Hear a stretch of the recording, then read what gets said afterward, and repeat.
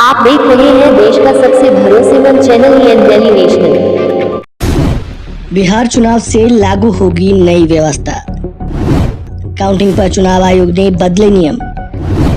EVM VVPAT की गिनती के नियमों में क्या बदलाव? बिहार में विधानसभा चुनाव की तारीखों का ऐलान होने से पहले ही चुनाव आयोग लगातार सुधार की दिशा में कदम बढ़ा रहा है। पारदर्शिता और भरोसे को मजबूत करने के मकसद से आयोग ने अब मतगणना की प्रक्रिया में बड़ा बदलाव किया है। इस बार गिनती का नियम पहले से बिल्कुल अलग होगा।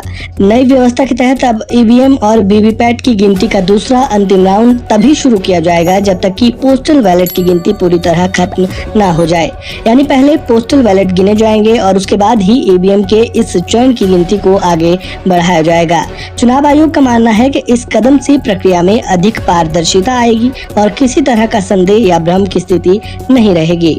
मतगणना वाले दिन सुबह 8 बजे पोस्टल बैलेट की गिनती शुरू होती थी और सुबह 8:30 बजे ईवीएम की गिनती। पहले के नियमों के तहत ईवीएम की गिनती बिना ये देखे आगे बढ़ाई जा सकती थी कि पोस्टल बैलेट की गिनती कहां तक पहुंची है। कई बार ऐसा भी होता था, ईवीएम की गिनती पूरी हो जाती थी जबकि पोस्टल बैलेट अभी भी गिने जा रहे होते थे।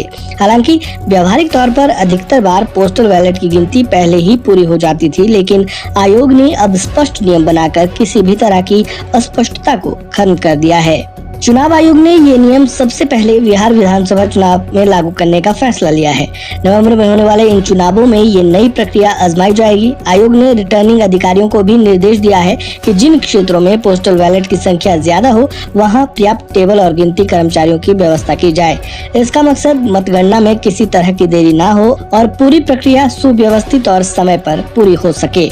पिछले कुछ सालों में चुनाव आयोग ने मतदान की प्रक्रिया को अधिक समावेशी बनाने के लिए कई पहल की है। इनमें सबसे अहम पहल रही है दिव्यांग मतदाताओं और 85 साल से अधिक उम्र के वरिष्ठ नागरिकों को घर से मतदान की सुविधा देना। यही वजह है कि पोस्टल बैलेट की संख्या लगातार बढ़ती जा रही है और अब इसकी गिनती को और अधिक व्यवस्थित करने की जरूरत महसूस हुई। गौरतलब है कि पिछले 6 महीनों में चुनाव आयोग द्वारा किया गया ये 30वां सुधार है।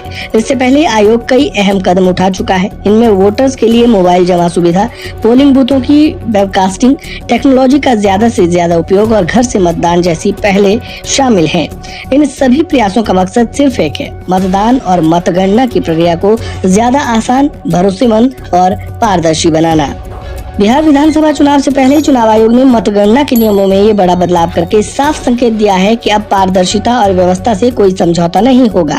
नई प्रक्रिया न केवल चुनावी माहौल को और भरोसेमंद बनाएगी बल्कि मतदाताओं के विश्वास को भी मजबूत करेगी। अब सबकी निगाहें इस पर होंगी कि नवंबर में होने वाले चुनावों में ये नया प्रयोग कितना सफल साबित होता है। आपका इस पर क्या कहना है? कमेंट बॉक्स में अपनी राय जरूर दें। जानकारी अच्छी लगी हो तो वीडियो को लाइक करें, शेयर करें, चैनल को सब्सक्राइब करें और खबरों से जुड़े ताज़ा अपडेट के लिए बने रहें।